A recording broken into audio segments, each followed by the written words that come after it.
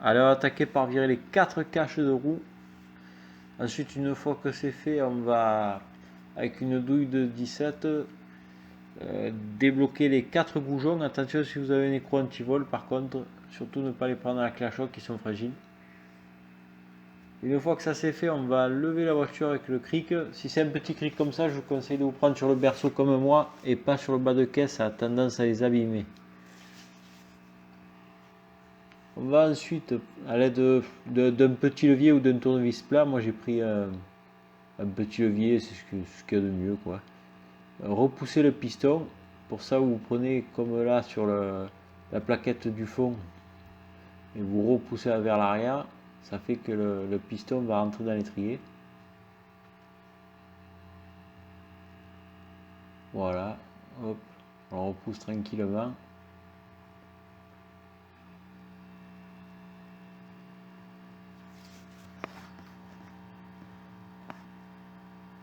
Voilà, comme vous pouvez voir là, il est dans sa chambre.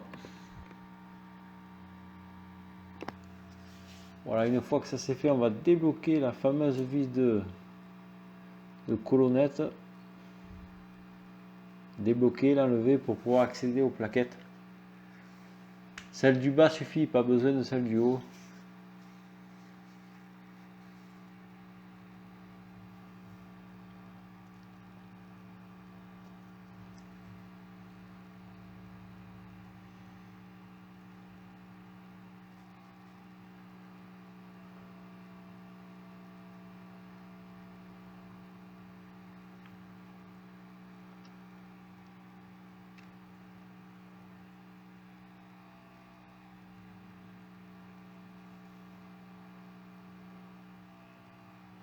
Voilà.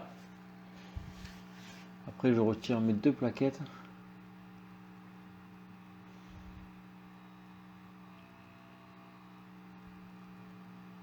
Hop, je rebaisse. Une fois que ça c'est fait, je vais débloquer. Voilà, comme on va voir là. Les 2 boulons du support d'étrier. Ça va me permettre d'avoir accès entièrement à mon disque.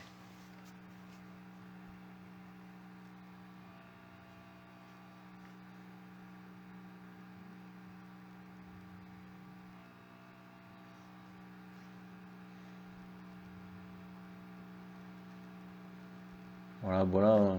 À la base, ils sont un peu plus bloqués, c'est que je les avais déjà débloqués avant. Voilà, après, il faut virer les 2.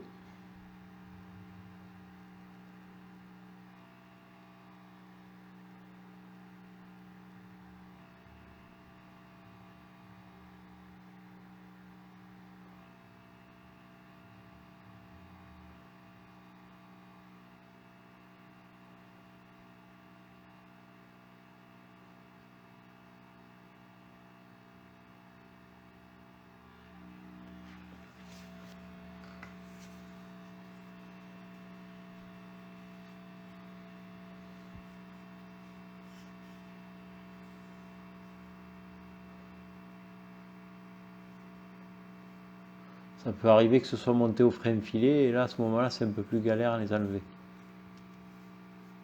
Voilà. Une fois les 2 boulons enlevés, voilà, je peux retirer mon étrier et le support d'étrier complet. Mettre mon volant droit. Voilà, le mieux, c'est si vous avez une petite chandelle, vous pouvez le caler dessus pour éviter qu'il tombe comme ça à chaque fois. Ça évite de vous emmerder, quoi.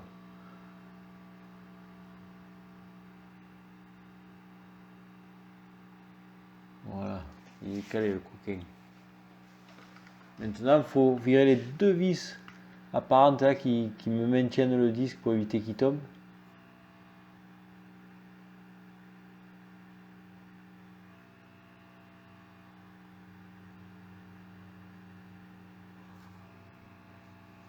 Cherche la bonne torque, hop. Un coup sur 2, là j'ai eu de la chance. Mais bon, ça peut arriver qu'il faille la prendre un petit marteau, un pointeau quoi, pour la débloquer. Ou alors au tournevis à frapper, ce qui est pas mal si vous en avez un.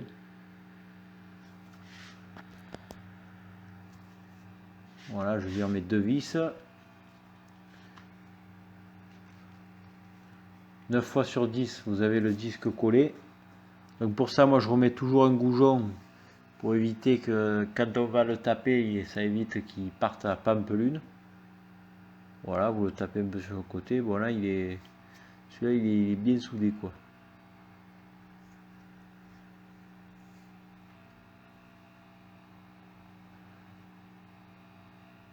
Braquer un peu mon volant pour avoir une meilleure prise pour frapper.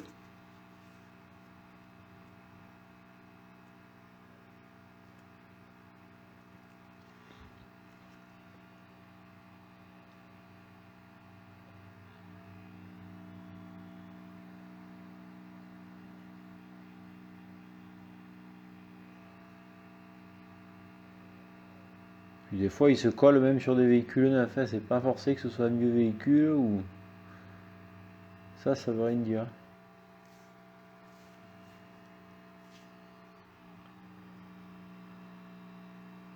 Voilà, il fait un caprice celui-là, il veut pas venir.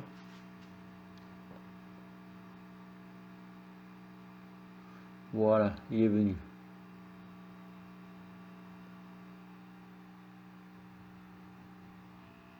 Maintenant, très important, toujours penser à brosser la portée pour virer toutes les merdes qu'il y a, tout ça, parce que ça peut arriver même que vous sentez comme un disque voilé, mais c'est pas que le disque est voilé, c'est que vous avez la portée pourrie.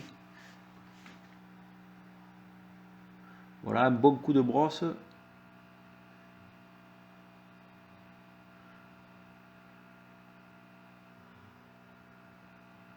Ouais, je fais un peu flipper, je sais. Hop, un petit coup de nettoie-frein.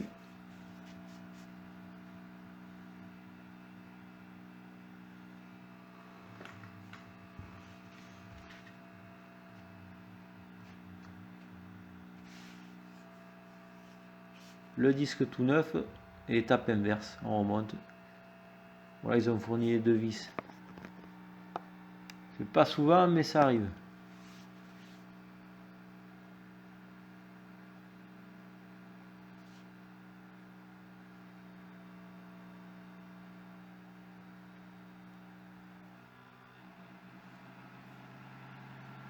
Hop, voilà, je remets mes vis. Je rapproche à la main.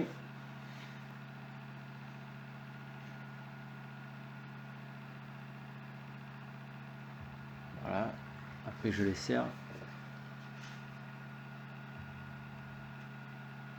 Une fois que ça c'est fait, je vais pouvoir remonter mon étrier.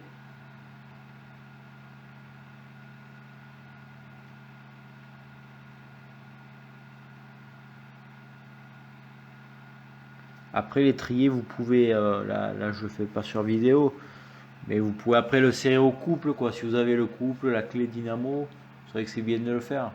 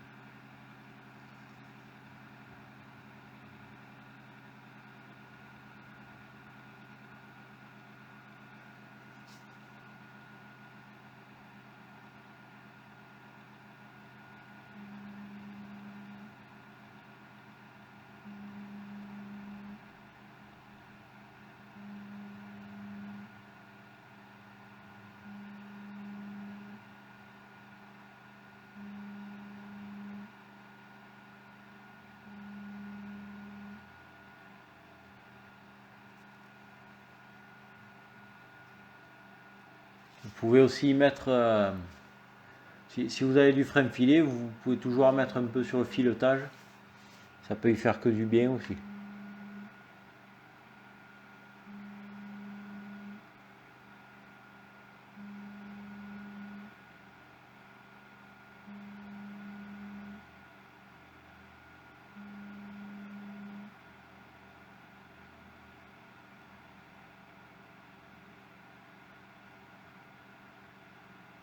Voilà, je bloque.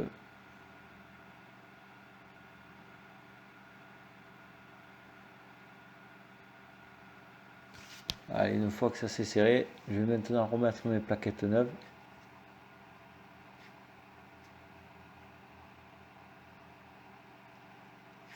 Voilà.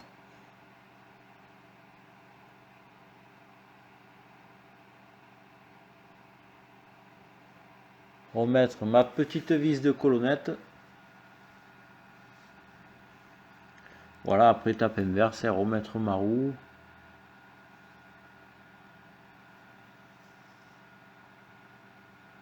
Les bloquer.